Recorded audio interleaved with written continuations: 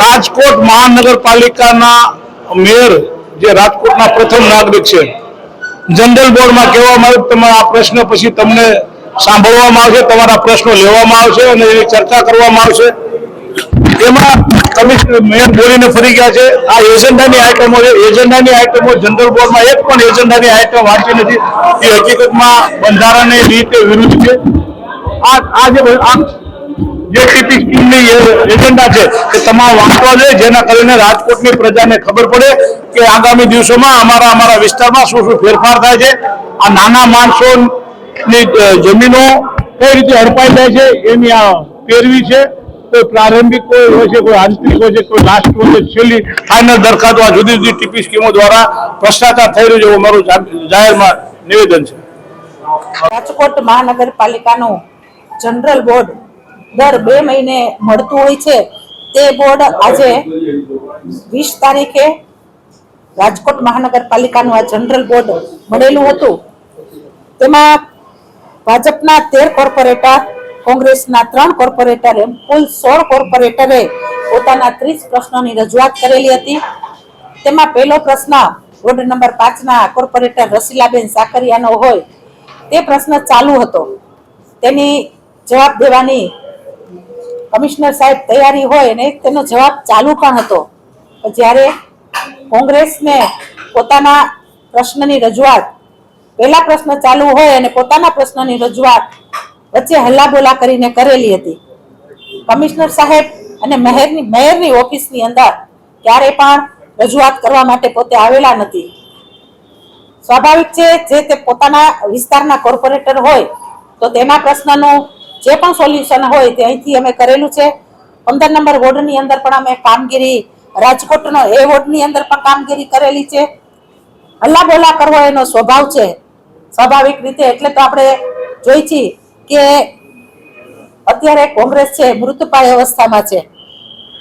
પ્રજાનું કામ કરવું હોય અને પ્રજાની સાથે આપણે રહેવું હોય તો આવા કોઈ જનરલ બોર્ડની ગરિમા જાળવી અને ચાલુ બોર્ડની અંદર આવા હલ્લાબોલા ન કરવા જોઈએ.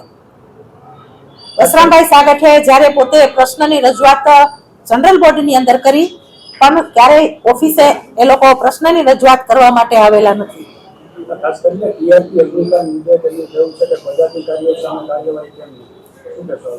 તેની કાર્યવાહી ચાલુ પણ છે. સ્વાભાવિક રીતે જે લોકો મૃત્યુ પામ્યા છે તેનો દુઃખ મને પણ છે, તેમજ રાજકોટની જનતાને પણ છે. તેની કાર્યવાહી હજી સુધી ચાલુ છે અને તેના પ્રશ્નના જ્યાં સુધી સોલ્યુશન ન થાય ત્યાં સુધી એ પ્રશ્નની રજૂઆત જે પણ લોકો કરવા ઈચ્છે છે એને ઓફિસની અંદર, કમિશનર વિભાગની અંદર પણ કરી શકે છે. જ્યારે વસરામભાઈ પોતાનો પ્રશ્ન લઈ ત્યારે પણ ઓફિસે, મેયર ઓફિસમાં આવેલા નથી. ખાસ કરીને વિપક્ષ છે એમની દરખાસ્ત પણ સાંભળવી જોઈએ, એના પ્રશ્નો પણ સાંભળવા જોઈએ, પરંતુ વિપક્ષનો આક્ષેપ છે કે તેમની રજૂઆત થઈ પહેલા જે છે નથી સાંભળવામાં આવશે. સ્વાભાવિક રીતે મેયર ઓફિસની અંદર ક્યારે પણ પોતાની રજૂઆત કરવા માટે પણ આવેલા નથી. જનરલ બોર્ડનો પહેલો પ્રશ્ન ચાલુ હોય એ પ્રશ્નનો જવાબ કમિશનર સાહેબ આપતા હતા ત્યારે સ્વાભાવિક રીતે બોર્ડની ગરિમા જાળવવી એ પણ આપણી ફરજ છે.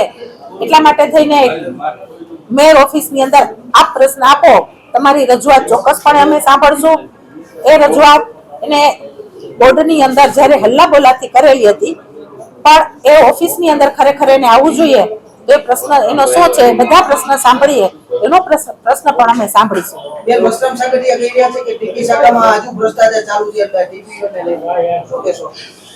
એની પણ તપાસ ચાલુ કરાવશું. જે કોઈ ભ્રષ્ટાચારી કરતો હશે એને પણ સજા આપવામાં આવશે. આમાં આજે ટીપી શાખા મનસુખ સાગઠિયા બાદ કોઈ પદાધિકારીનો સંડોવણી નથી એવું કહી રહ્યા છે વસરાભાઈ. ટીઆરપી અગ્નિકાંડ થયું એમાં માત્ર મનસુખ સાગઠિયા એક જ જવાબદાર છે, એના ઉપર એની પણ તપાસ કરવામાં આવશે. જે પણ જવાબદાર અધિકારીના નામ ખુલશે એને પણ સજા કરવામાં આવશે. તપાસની પ્રક્રિયા લાંબી હોય, સજા પણ અત્યારે એને ભોગવે છે, પણ જેના નામ ખુલશે એ લોકોને પણ જે સજા થશે એ સજા આપવા માટે અમે પણ તૈયાર છીએ. પણ આ પ્રક્રિયા જે કોર્ટ મેટર ચાલુ હોય, જેના નામ ખુલશે એને પણ સજા કરવામાં આવશે.